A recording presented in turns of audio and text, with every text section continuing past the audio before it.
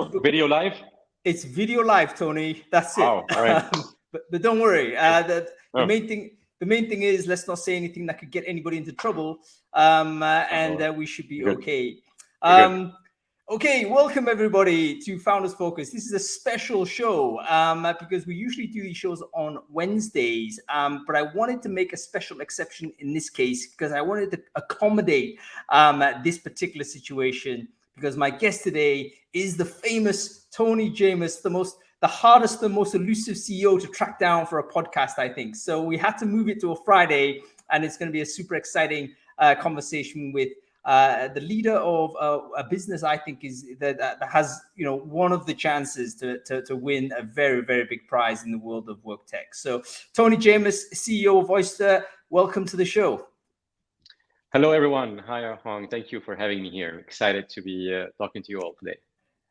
The reason why I'm quite surprised that sort of Gab was able to kind of secure this conversation, Tony, is I anticipated you'd be way too busy doing important CEO things.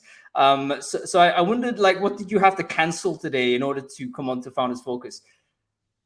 Well, actually nothing, because we have at Oyster we have something we call Focus Friday, where we don't have meetings on Fridays. It's really about catching up on the week and making sure we, at least for me, going into the weekend was clear agenda. And yeah, good morning, Elephant from New Mexico. Welcome to the show. And also, the secondly is because part of my job as a CEO is to be evangelizing about the company, about Oyster, about the future of work. So I do have goals of a number of podcasts a month that I need to be on. So I'm very, very happy that we were able to finally connect and talk a bit. That is amazing. You've introduced already a really interesting innovation, this idea of a Focus Friday, which as the CEO, I guess you're responsible for. When did this happen at Oyster? Was there a moment where you realized actually we can get too many meetings and it's actually counterproductive to get my team kind of just involved in all of this busy work? Was there a moment in your time at Oyster, or did you bring this in from Nexmo, like previous work? No, actually, at Nexmo, I burned out as a CEO and an entrepreneur. I really couldn't balance this personal life with work, because work's so much consuming.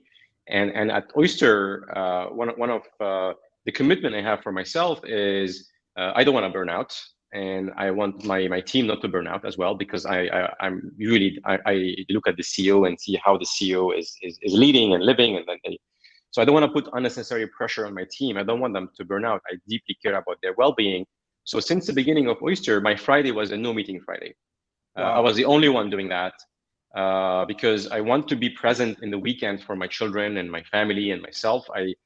So I take Friday as an opportunity to clean my inbox, take care of any project that is might create anxiety for me during the weekend. So and then when our Chief Workplace Officer, Mark, joined us. He was the ex-CPO at InVision and Lambda School.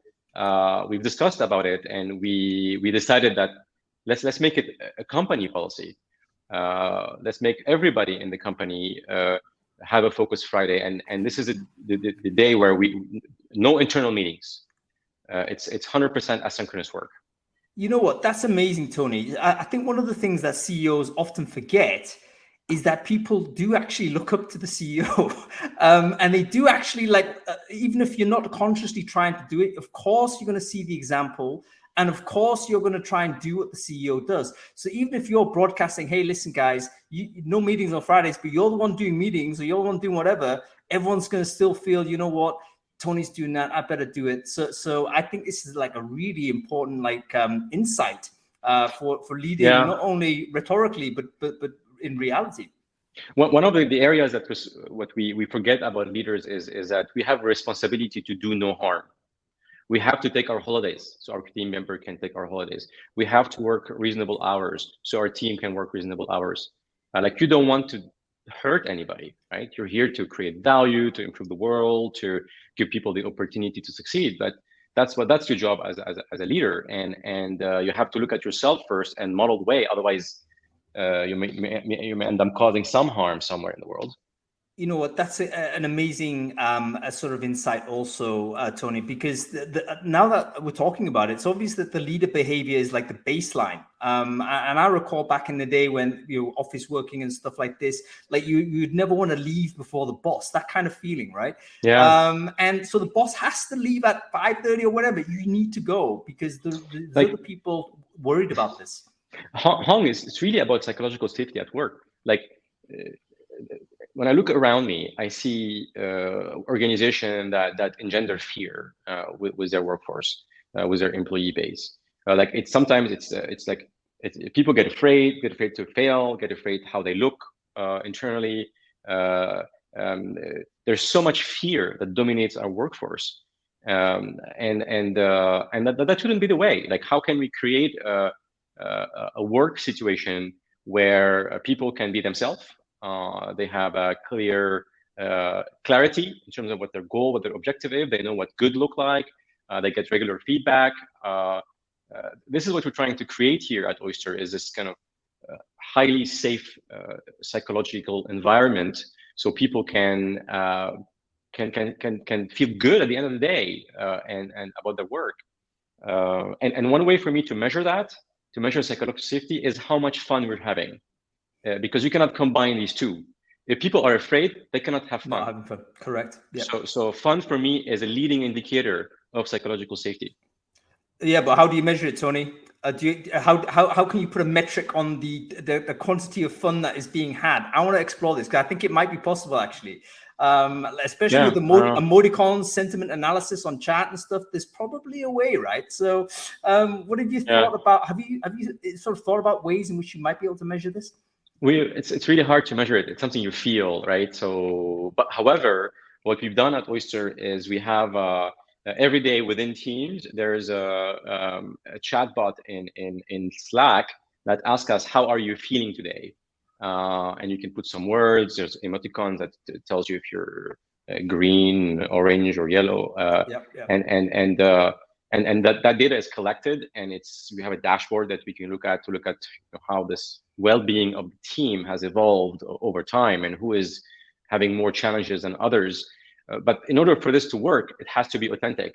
And that's why the leaders have to, you cannot be green every day, right? So life is hard, life is challenging. The job of a leader is hard and lonely sometimes. And you need to be okay with being seen as vulnerable. Otherwise you miss out on these signals from your organization, because if the CEO is green, I have to be green, right? And no, I mean, the CEO, I tend to kind of nuance a bit to provide an authentic view of what's happening within myself. This is actually a really interesting ethical challenge, Tony. I hope you don't mind me just diving into this one a little bit more, because there is a difference between kind of self-reported data and revealed data, right? So as you say, people, if you want to give a report, inevitably you polish the report in some way because you want to present the best case. You don't want your boss to be upset. You do all of these things. And the boss is like, actually, just tell me what's really going on, because I really want to know. That's important for me in order for me to do my job, which is to make the best decision for the business. So what are your thoughts on this idea of, is there a way where we could ambiently monitor the feeling of the staff, for instance, without necessarily like presenting them with the question and answer interface? So for instance, we're seeing a lot of like technology doing like organizational network analysis. I don't know if you heard of this term, but tracking email frequency, for instance, or message frequency, looking at sentiment analysis in those messages. Does that then correlate with the number of sick days this person takes or whatever? And eventually you might be able to map out something like, oh, actually we've got this information. But then we have this like ethical challenge. Like, are we now intruding into what may be private comms and stuff like this? So do you have any opinions or thoughts on this, Tony? Yeah, it has to. I mean, these are like, you can gain amazing insights from this approach, as long as they are compliant with privacy, and you respect the privacy and you protect the privacy of employees. Like, for instance, one thing we use at Oyster is we track the overall volume of traffic of Slack messages between the week and the weekend. and we want to drive the weekend down as much as possible, right? So that we're not infringing on we're not looking at the data. It's Slack surges kind of analytics, high level analytics for us, and from a platform usage standpoint, and so there are ways to gain all these amazing insight without while keeping 100% protection of the privacy of the employee. Yeah, very interesting. Tony, we've spent 10 minutes talking already, and the only thing we've talked about so far is like organizational culture. Can I just ask you the question directly? Like, why is this like super important to you? You mentioned earlier you had a tough sort of end of time experience at Nexmo. So when did you when you started Oyster, did you think, okay, we need to do it differently this time? Definitely. So when I left my previous company, Nexmo, that was a public company. I got acquired last year by Ericsson for 6.5 billion. I took some time off, and it was an opportunity for me to align what I want to do next with what I believe in, how I want the world to look like in the future. And what was more important for me than what this company would do is why it exists, and it had to be a mission-driven company. At Nexmo, we were a global API company. We hired people in 45 countries, and I was able to witness the power of hiring people from anywhere. You can be the best employer in Argentina, for instance, and make quite impact on people's life. So I started looking to solve that problem for any company I would do. I wasn't looking to build a global employment platform. And the more I dig into it, the more I realize that if you use software to make hiring somebody on the other side of the world as easy, if not better, than hiring locally, you can change the world. You can enable companies to hire talent anywhere, and you can enable people to have the world as their oyster when they are looking for job opportunities. So I got obsessed. I was coming to the branding there as well. Is that where the Oyster name come from? That phrase? Yeah, absolutely. Yeah, fantastic. Because it actually works well for the employers, because now the world is their oyster when they're about to look for talent. They don't have to look for talent only in the cities that have offices in. And secondly, it's great for the talent around the world, because you don't have to be restricted to your own country boundaries for looking for a job. You can have the world as your oyster. So that's definitely where, and it's also an animal, and it's like more organic name, and we thought the brand would talk more to our customers, the HR professionals that we work with every day, and helping them to think about they usually know how to hire very well in one country, and how they can hire in 180 countries without the need to really understand how payroll work in France, or how termination works in Nigeria.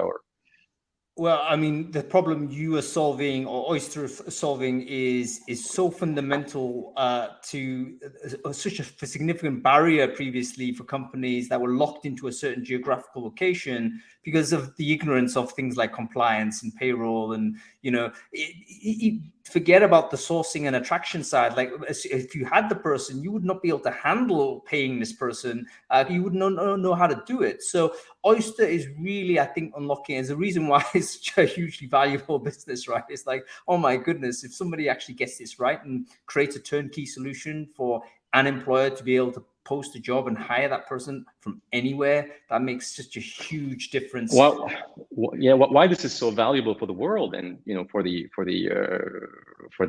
market, is because we are taking a local lawyer, a local accountant, a local HRBP, a local tax person, and we're softwareizing all of these 4 functions with an elegant platform that really talks the language of an HR person sitting in HQ, and simplify that whole jargon for them.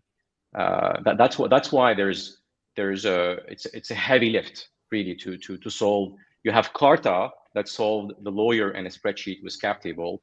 You have companies like Intuit, TurboTax that solved for taxes. They took 500 books of US tax law and turned it into an application that is user friendly.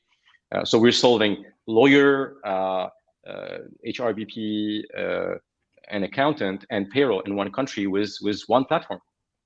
You know what would be very interesting data for your maybe your team could produce this at some point is if it's possible to track like how distributed a company becomes before and after, like using Oyster. When they first hire Oyster, what's the distribution of their employee base? And then a year later, like where is that distribution? 2 years later, where is that distribution? You would imagine it should just continually distribute, right? It's massive. It's massive. Our customer expanded 6 times in 12 months. We have customers that have half of their workforce on Oyster. We have customers that one customer is hiring in 35 different countries. So we see that distribution of hiring becoming a secret weapon for companies as they go and try to attract the best talent out there.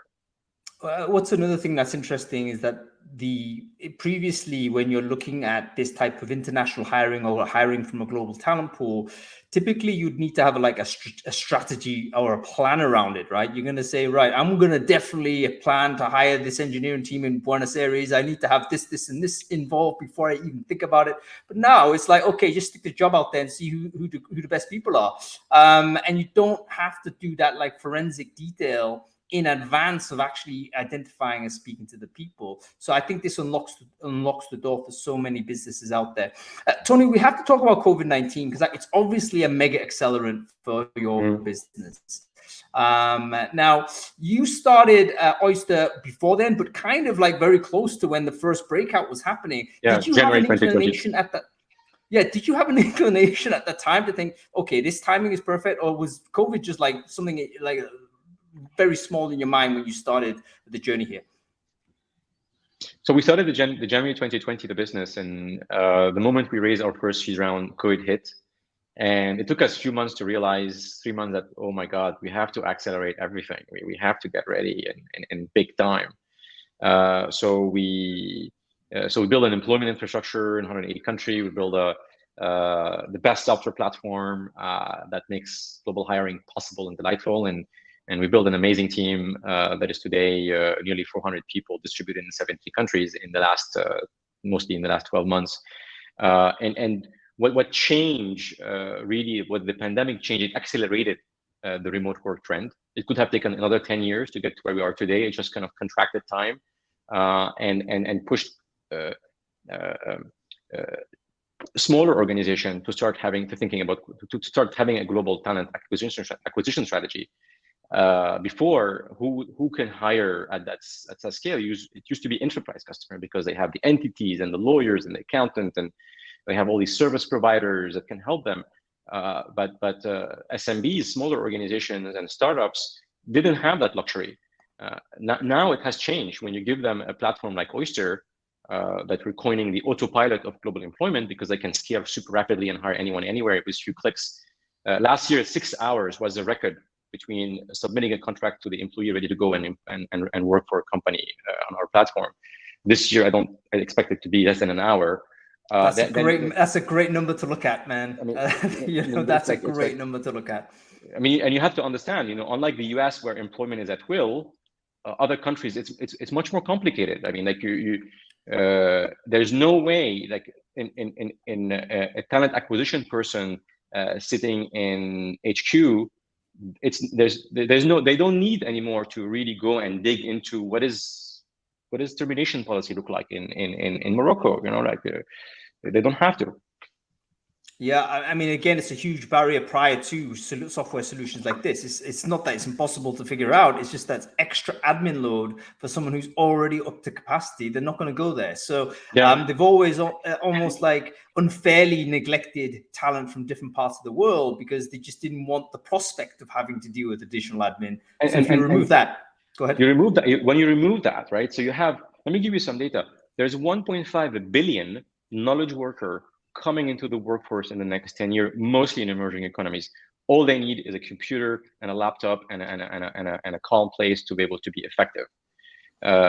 What an amazing opportunity for the world to enable these people to be successful, to change the way organizations have to change the way they operate so they become more effective and more successful at being distributed, at making their distributed workforce successful. And that 1.5 billion knowledge worker is a massive opportunity. You have Brian Kaplan, who's the economist at George Mason University. He wrote a book called Open Borders. He argues in his book that if you remove the concept of labor, of barriers, of borders in front of labor mobility, and you have this free flowing of labor across the world,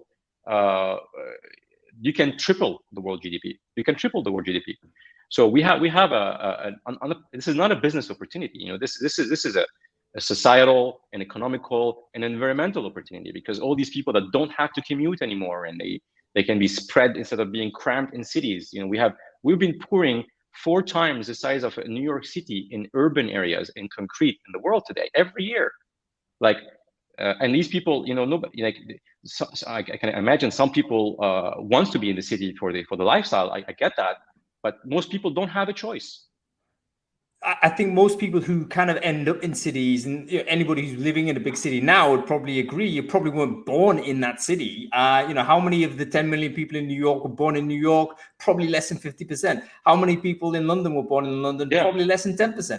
So people move to the big city because they have to for economic opportunity. Yeah. But what you're saying is, we can remove that simply by accelerating remote work and pushing the job to where the person wants to be. I mean, it doesn't have to be like geographically constrained.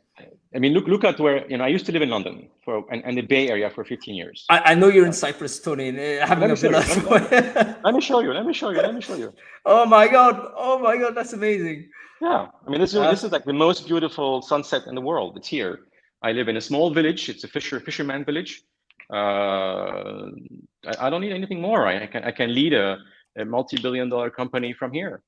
That's let's talk about this, because a lot of leaders in particular, like in the dynamic or the conversation we're having outside of, let's say, the Oyster world, right? Because you've already set your business up in this fashion. So I think you've hired individuals that are already of that mindset. But the conversations we're having with companies that are, let's say, are more mature, they've been around longer, they've got a lot more legacy. There seems to be an executive versus employee contest as to, where is location. Have you noticed this, where employees are saying, remote everywhere? CEOs and Right. Goldman Sachs saying, get back in the office. All these retailers, Asda and all this stuff saying, thank God, lockdown's over. Get down it, get back to the office.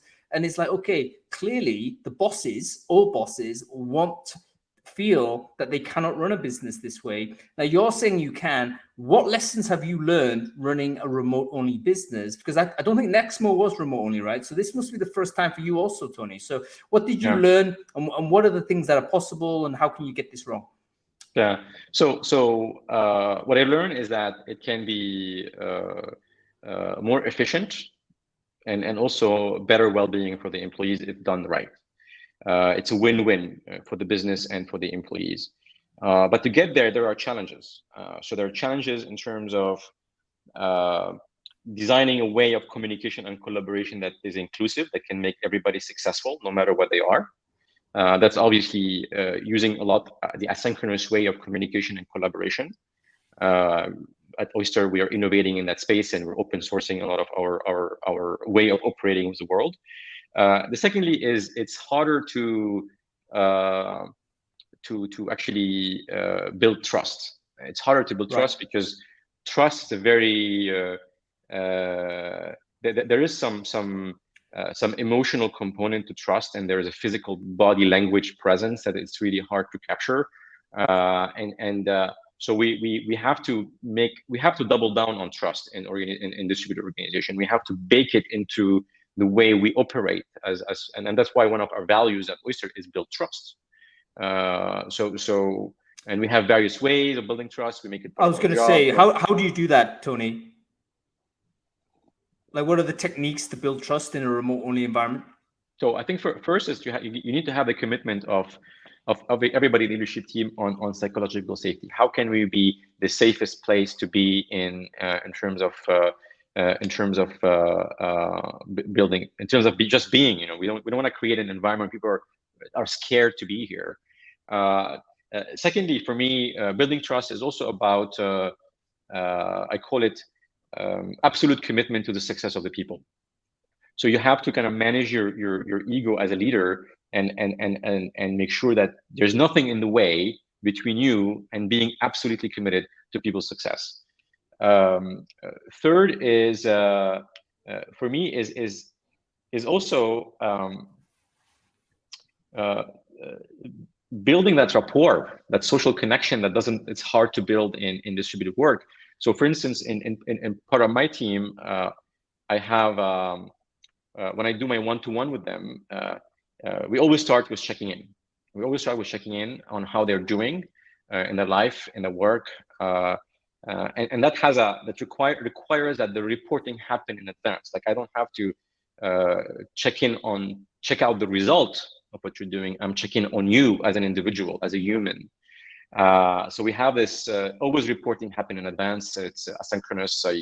I block like a day, half a day, a couple of hours in a week where I kind of go through the Loom videos and every person in my team, and then I'm ready to be present, fully present for them in the meeting.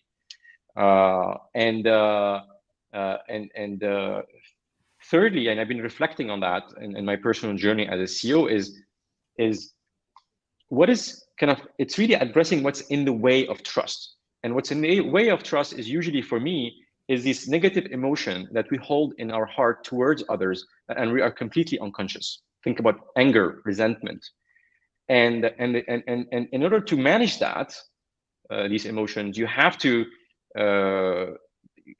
start by forgiving everybody around you about all these emotions that are in you, because actually most of the time it's just an internal illusion. You generated these emotions, and they are in the way. They're in the way of being close to other and build trust. And that's one of the kind of latest technique that I'm using with my team to really be fully present and fully committed to them as humans. You've made some really interesting points, Tony, and I want to dive into some of these because I think they're each of them are so interesting to be aware of.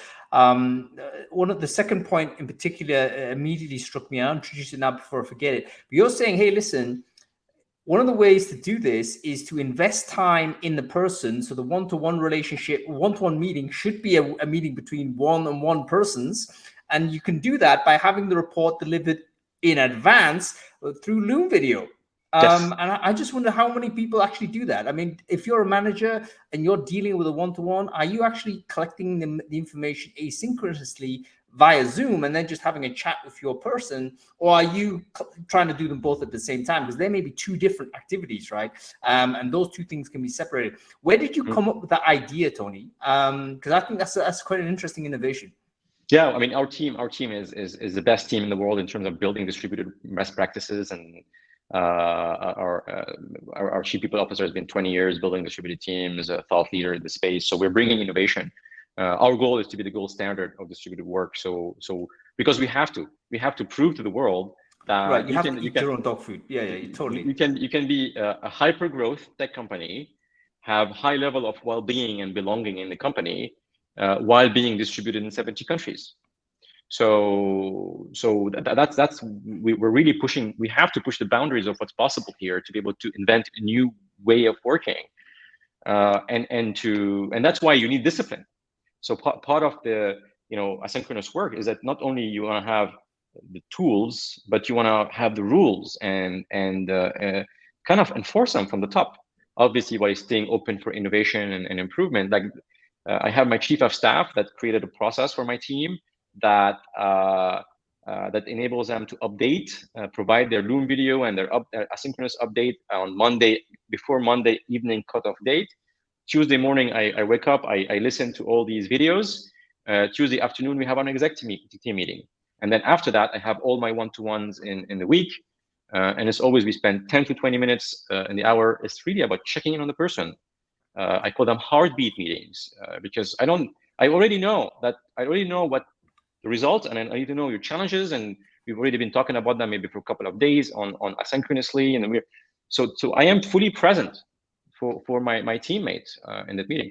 And in the value of that is that it just, as you say, it's an accelerant on trust building, because if there was an ulterior agenda, to that meeting, oh crap, Tony's gonna, put some pressure on me or whatever. If there was that kind of sense, of course, there's no going to be trust. You have to get rid of that. It has to be completely eliminated. And it's a meeting between two people that are pointing in the same direction. They're working together in a business. I think that's a really remarkable innovation, Tony. So well done on that. There should be a book coming out. Is there some sort of material that people should be reading? I think this is really, really. Again, it's hard for me to say. It's potentially profound stuff, Mm. Go ahead. It's like it's really exciting to be like, for me, it's exciting to do both my job as a CEO of a hyper growth tech company, but at the same time change what it means to be the CEO of a hyper growth tech company, right? Can you really succeed both your life and your business, and this is the opportunity to show you, yes, you can. You don't have to burn out. You don't have to. But look, I mean, like I'm maybe portraying a too rosy picture here. It's still hard, and it's by phase. Like at the moment, we there's a lot of things going on. So I'm working really hard and long hours, and I'm not very happy with the way I'm taking care of myself and being present to my family. But I know that in 3 weeks, it's going to be a better cycle. Yeah, and it is like, not to, as you say, it's important that we don't sort of have a naively optimistic view as to how it is. But I think it's so important to hear the message that you're kind of, the agenda behind the business is bigger than just the business. It's also about the organization around that. The business is the people. So how is that human organization also going to thrive and go forward? Let's talk about sort of people who, some people are not going to be able to vibe with this, Tony. So, when you hire people and you bring people at scale, you're growing super fast. Obviously, you want to keep the bar very, very high, but inevitably, you're going to be hiring a few people that don't chime with the way in which it works. How early do you get to know that? And what do you do do you try and fix it, or do you make an early decision? You know what, this person's like working mode, preferred working mode isn't correct for us. We better part ways. Yeah, you have to reduce that risk to the very, very minimum in the recruitment process. And for us, we have in my team, executive team, and director and above level, we have a very stringent recruitment process where it involves case studies where the candidate need to present to a number of teammates a problem and walk us through it, and that enables us to really understand the person, how they think, how they behave, and that enables us to reduce completely the risk of fitting. But it's also about making it much larger.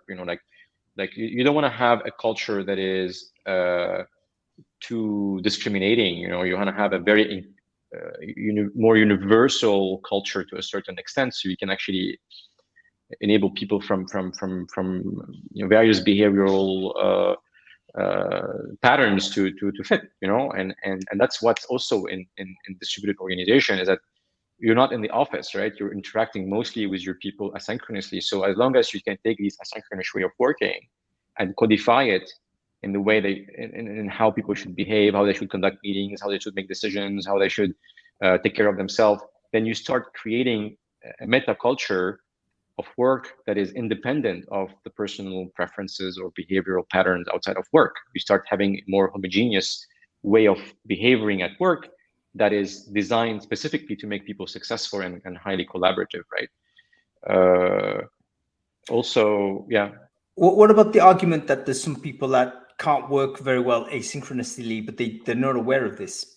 So in other words, I remember having a really interesting, this is pre-COVID, right? But I had a revelation pre-COVID when I was speaking to a bunch of remote first companies then. So I truly respect how they were thinking, because they made a strategic decision to be remote, as you guys did, but they made it before everyone was pressured to do it. One of the things that really struck me when I was speaking, I forget the name of the CEO, but he mentioned to me, look, we need to hire people that understand what remote is. Because a lot of people that had worked on premise all their lives, they actually don't understand that it's a fundamental shift in the way in which you communicate. It's written over spoken. It's asynchronous versus synchronous. And they found that you couldn't necessarily interview against that because everyone would be, reporting that they would be happy with this approach. But then when it came down to working, they would still try and shift into synchronicity. And that would be forcing other people, pulling other people into a format that wouldn't suit them. And they actually made a rule. Actually, we're not going to hire anybody that hasn't previously worked remote before, because they wanted to hire only individuals that had pre-configured their lives around the concept of remote. Now, I thought that then it was quite a remarkable position, maybe an extreme position, but for a small company at the time, I thought that was quite smart because it would reduce their risk of hiring the wrong person, presumably. But for a big company, going into a big company like you guys are, presumably that's not a choice you can make. Like, you have to be hiring people that may not have worked in absolutely as remote as you have before. How do you make sure that they're able to operate in this environment? I'd love to have a conversation with the CEO because I want to convince him or her to change their mind. Because I believe in brain elasticity. The change that's happening now from in-office to distributed is not very dissimilar from the change we did from the factory era to the office era. And look, we've adapted as a species. So if you're today, if you're coming into the workforce today, you're going to be coming with no preconceived way of what should work be, and therefore, as a very adaptable species, we're going to adapt to a new way of working, and it's going to be the way of working. So it's a transitional phase, and also I want to add that it doesn't like this new way of working had to be taught. So that you have to. So it's not innate yet; it's learned yet. But the same as going to the factory. People before, when they were farmers and went to the factory, it wasn't. They have to learn it. The same thing when they went from the factory to the office, they have to learn it. So now we need to teach people what does it mean to move from the office to work from anywhere. And that's why we have the Oyster Academy, which is a program designed for both HR professionals to deliver internal training about remote work, but also individuals. If you want to become a better remote worker, you go through the Oyster Academy, and we teach you how to improve your remote work skills, how to build trust, how to communicate, how to not feel isolated, how to build a social rapport. So it's a new way of working, and it's going to take a bit of neural adjustment. But I believe in the potential of humans to tap into that elasticity that is with us. Like we have to believe that we all have amazing brains that are capable of learning new things.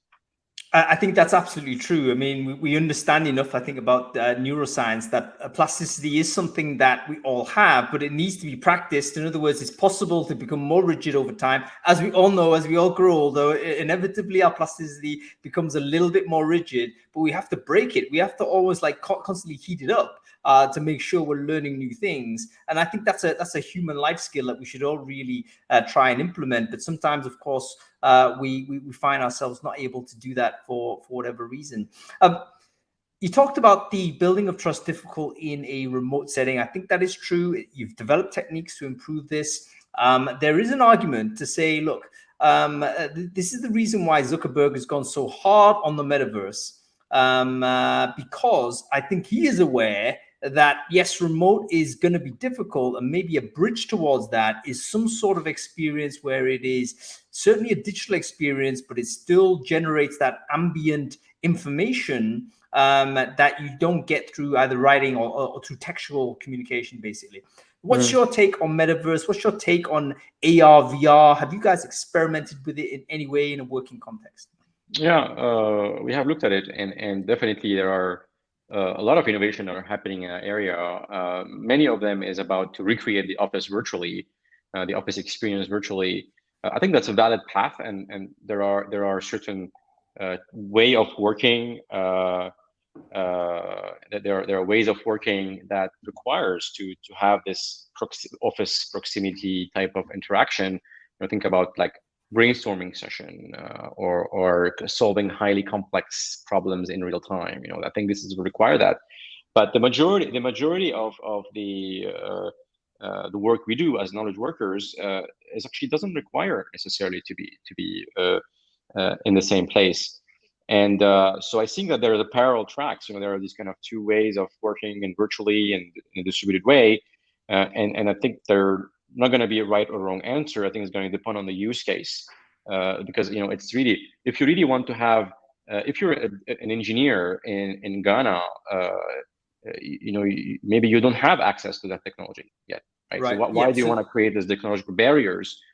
Now the work can be done virtually with a laptop and internet connection, and that's it. Why do you want to wait till these technology become accessible and mature? And secondly, I think there's we have to change what work is. Work was this thing that we would commute to, and it was a place. Now it's not a place anymore. It's something you do, and that give us that give us some level of freedom in our life, which is we can work from anywhere. We can adjust our life based on our life requirement. I was picking up my daughter from school an hour ago. If I was in the office, I couldn't do that, right? The other day, my neighbor in France, in the middle of the winter, he had his chimney broken, and he called me at 2 p.m. in the afternoon to bring him to the shop and help him fix that. So I wouldn't have been able to be so engaged with my local community if I was like 40 miles away in an office.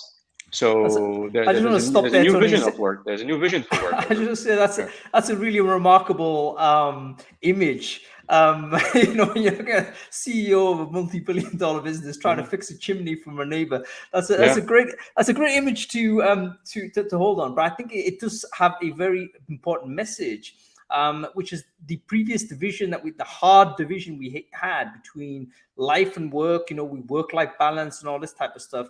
That has disappeared to a large degree with regards to the shift to remote. That can be a good or bad thing. I know a lot of people think, it's very intrusive.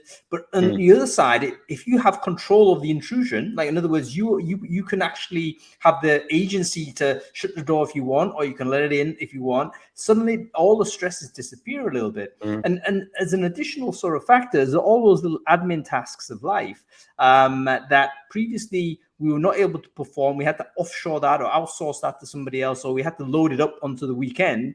Remember the weekend shop, right? I mean, that exists purely because you don't have the time. By the time you get back from your 9 to 5, the shops are closed already. You have to do it on Saturday or Sunday. So you have this awful experience on the weekend. Or going to the doctor, going to the doctor. Obvious stuff like that. Like, it's critically important stuff like this, actually. We should get healthier because we're going to see the doctor more, hopefully. So yeah, I think the argument from a theoretical point of view is broadly one. There's still I think important counter arguments that I'm sure will that have validity as well. But we'll explore them as we go. But there's no question that the direction of travel is clear. Oyster's certainly on the right path. Talking about Oyster, talking about the software product, I think most people know what the company does. It's basically a turnkey solution for businesses that want to hire anywhere. Take care of the HR back office, take care of the payroll, take care of the legal side, boom, boom, boom. What else is down the product roadmap for existing Oyster customers 2022? What can they expect? They've already got a license with you guys. It's great. What are the new things that are going to happen to them this year, do you think? Yeah, so this year we're moving into completely automating that employment experience. We spent the last couple of years building the infrastructure and automating partially the experience. Now we're moving to 100% automation. We call it this autopilot of global employment to a degree where we can guide the HR person to design their own employment package and contract and benefits completely self-serve. Obviously you say, well, that's great, but if you do it in one country, that's easy. But if you want to do it in 180 countries, it's a pretty complex challenge that the team is solving. And secondly is really the taking the employee experience to the next level, because our customers, they are attracting talent, and the power have shifted from employers to employees. So it's really important for our customer to be enabled by Oyster to be an attractive employer for an ever more distributed workforce. why a developer in India shouldn't have access to the best health insurance that their employer can provide them with, right? And so, to give you an example, or why a sales executive in Argentina cannot have access to equity for their company cannot offer them equity because they are in Argentina. No, that shouldn't be the case. So we're moving extremely fast in designing that best-in-class employee experience, because not because you are in country X that you should have a different treatment than the rest of the employees, and that's part of who we are as a mission-driven company. First and foremost, making the oyster, the world is the oyster of talent around the world, and so yeah, this is what drives. And also, when you think about it, what drives our roadmap is also the complex cross-border employment when it comes to tax, regulation, payroll, HR advice, and market insights. So all of that, we're building that data container from all these fragmented countries, and layering in smart applications on top. To be able to exploit these data and open them to the world. Yeah, fantastic. And again, the advantage of operating Oyster as a distributed business is that you are your own test case in many cases, aren't you? So, it's a clear competitive disadvantage if you didn't do this. Imagine you're trying to pilot Oyster in one HQ, 700 people all working together. You'll unintentionally develop processes that are not Oyster product processes, and it will make you worse product developers as a result of this. This is not very dissimilar to John Deere, the tractor company. John Deere won the tractor category not because they invented tractors, but because they taught farmer how to farm better. So for us, part of our mission is how can, through being Oyster, to share with the world how do they evolve successfully to a more distributed world of work. A question about the sort of diversification of working contracts, Tony. We talked about sort of obviously every country has a different legislative environment, but also every country has different categories of worker. They have different ways to deal with all of this. And one of the things that I think HR have always wanted to do, but were frightened to do, was to be able to access different types of worker, because sometimes wouldn't it be great if we had more flexibility in the workforce? But again, they were terrified of, oh my goodness, this additional admin load of having to deal with all these freelancers or whatever they might be. Is Oyster in that game? Are you producing any kind of services that helps that HR person handle if you like, a diversification of employment type? Yeah, I mean, there's definitely a massive amount of diversity that comes with hiring globally. As I said, some of our customers have employees in 40 countries. And so what an amazing place to be when you have people from 40 countries working together to deliver something. But the other area is the diversity of law, of regulation that we abstract the HR leader to really need to understand. Our platform talks HR friendly language, even though their workforce is distributed among many countries. So essentially, you think about it as Oyster would be your gateway to employ people anywhere, even though you have one country where you have your HQ. Yeah. I'm not sure I actually answered your question, Hong. Can you repeat the question? I think you answered the question, but probably not the idea of like diversity within a country. So in other words, regional diversity we understand. I see. Okay, got it. So actually, so this is so it's actually yes. So our platform is focused on knowledge workers. So we allow companies to attract and retain top knowledge workers. So we don't go into other type of work. Like if you're in the healthcare industry or the service industry, or so this is not, so that simplifies a lot. Like the countries have codification of their workers, and if you're knowledge workers, that's like a category, everybody knows what it is. Like in France, they call them cadre, these type of population that are knowledge worker versus the rest of the workforce. So we're really focused on knowledge worker, and that limits to a certain degree, not everything. I mean, it's still massively complex, but at least it narrows down a bit of the universe of compliance and regulation that we have to deal with. Mm-hmm. Yep, very interesting. It's good again to have a focus in terms of who the core segment is and who the who are the people that get processed in the system, right? Because very difficult to swallow the entire ocean there. Tony, a couple of questions for you as a now an experienced entrepreneur. You've kind of done some amazing things in your career. There may be people listening to this that might be taking their first step towards being an entrepreneur and, thinking, hey, maybe one of these days I could run, a $1 billion business. What kind of advice would you give that person, having sort of kind of gone through the pipe a little bit and then got the scars on your back? Like, what should entrepreneurs be aware of before they take that first step? Advice for those folks. Yeah, I think the number one advice is align what you do with what you believe in, because whatever you do as an entrepreneur is going to be a roller coaster. There's no quarter that passes that I don't think about quitting my job, and I can't quit, right? So essentially, it's a difficult, challenging role. I would say I'm not saying it's more challenging than other roles, but we have to acknowledge that it is hard. And when as an entrepreneur, you're dedicating a lot of your attention to your business, and therefore it can be emotionally draining.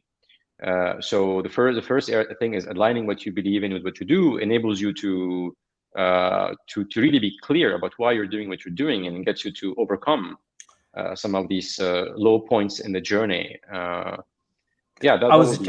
was just about to step in. I think with that alignment, it gives you the resilience to go through the inevitable troughs, right? Because if you're, it's one of the things that allows you to just keep going.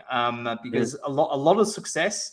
Who is it that said, like, I forget who it was, like 95% of success is just like constantly showing up and constantly being there. And I think, okay, maybe that's an exaggeration, but there's a kernel of truth there, because you have to keep doing it in order to build almost the muscle memory, in order to kind of create another sense of trust, because the customers need to trust that you're always going to be there. Your partners, your workforce always got to trust you got to be there. You can't be that way of mercurial. So there is, like, to get that resilience isn't just being a tough guy. It is understanding and aligning your core intrinsic value with this project you're doing, and then that makes you really, really able to persevere. So really significant point, Tony. Go ahead. The other tip here, Hong, is to realize that you cannot do this on your own, and you need to build a team that through you they can succeed. So you want to actually align your personal interests with your team's interests, or at least manage your personal interests a bit on the side, so that you can be really committed, absolutely committed to these people's success. And that mean to be able to do so, you want to be less attached to the end result. So you want to acknowledge that you might succeed, you might fail. This is high risk opportunities. But if you attach too much to the outcome, that will become in the way of you becoming a leader for your team, right? So you want to manage that carefully, so you don't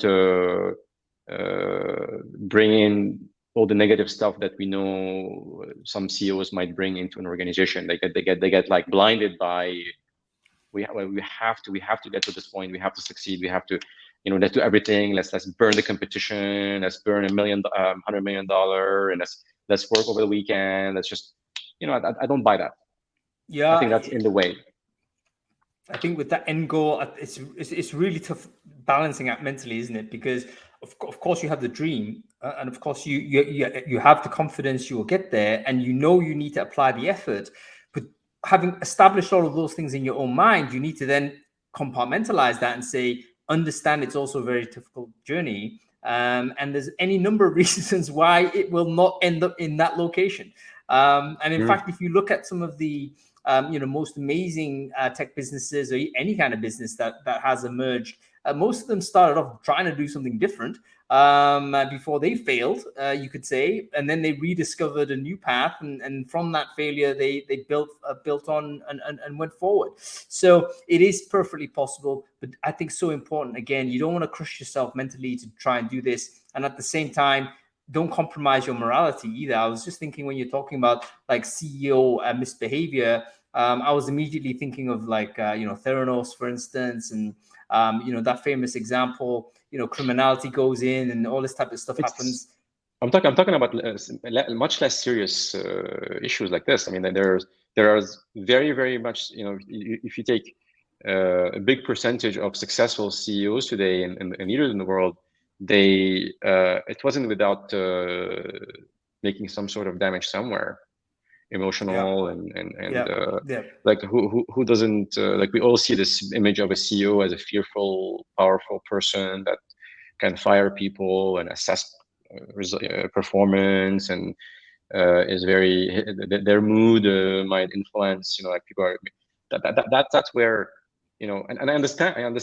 I was there in my previous company, right? I was there, first time entrepreneur, really attached to that result outcome, and these things start to pop up, and you're not aware of them. You think you're doing your job, but actually you're creating maybe not the healthiest, most safe environment for the team to thrive in. Yeah, I hear you, Tony. That's very, very clear. And as you say, time has to come to reflect it. And the emergence of this is a totally different type of environment, totally different type of business, which may in fact have a much bigger footprint at the end of the day. So congratulations on pushing forward on that. Tony, we've got a question from a person that I just want to deal with real quick. Okay, this person wants to work in New Zealand. That's great. But we're going to go to Julia Popoviciu, I think. Julia is saying, okay, what recommendations do you have for people who now don't work remotely, but want to transition to working fully remote? How do they practice the relevant skills, getting them ready to prepare for a distributed team? So let's imagine you're hiring somebody, you've hired them, in fact, but they've never worked remote. Can they go on a course? Like what they need to know in order to be very quick in performing well and thriving for a business like Oyster? Yeah, so as a remote worker, there's two scenarios. Either you're working with a company that is adopting remote work structure, or you're not, right? So if you are part of this company, I'm sure the company have all the relevant tools and training for you. Actually, our Oyster Academy is our internal training that we've open sourced and become used by anybody. And if you're in a company that is not fit for remote work, but you are a remote worker, there's still a lot of things you can do to adapt your behavior to the company so that you can increase your chances of performance. And requires a lot of dialogue that you need to have with the company, specifically around protecting your life when it comes to time zone and flexibility, and isolation is the hardest when you are a remote worker in a company that is not remote, right? Because everybody else is connecting and you're not. So then you have to be aware of that and adjust your social interactions so that you can be part of the team, but not in the same place. Yeah, I think you mentioned something there that's really important, because there's now many flavors of remote. There's companies, of course, fully remote, fully distributed.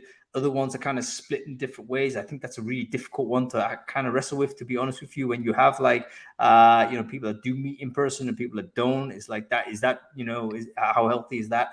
And then fully on premise, of course. So yeah, firstly, understand the context of the business that you're going in. Maybe adjust the rhythm, and I think tempo and rhythm is something also that's important, right? So you understand like the what is the rhythm of the company? When do they have a significant meeting? When is the regular things? What are the rituals? If you can understand what those types of things are, and you can kind of think, okay, this is the rhythm I need to go to, then you're more or less there.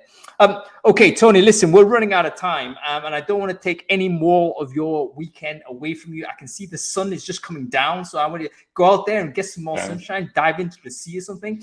But before I let you go, let me just ask a question. Like, what do you have planned for the rest of the day? I know it's like Friday's like a chill out zone or whatever, or things that you've got to decompress. What are the things you need to clear off your desk before the weekend starts? Yeah, so I need to kind of make sure that my inbox is to a low anxiety level, and I have a dinner planned this evening out. So yeah, and hopefully the weekend I have no meeting.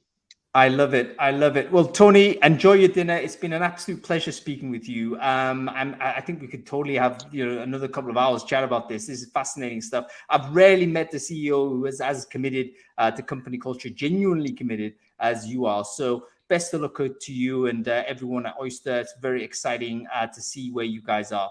Thank you very much, Tony. Thank you, Hung, and thank you everyone for listening. Have a good week. Oh, I cut Tony off. Wasn't that amazing? I tell you what, I was so impressed by that conversation. And in fact, it's got me just thinking about all those other techniques. Like, what are the techniques you can put in place to build trust in a remote only environment? That is truly something we should think about. We can't assume these things are built without design. We've got away with it, I think. When we're all in office and turning up every day, and we kind of, of course we trust them because the person's there. But in a different world that we're looking forward to here, and I think Oyster as a business and as a product is probably pointing us clearly in the direction of that future. We need to better understand how communities are built in this way.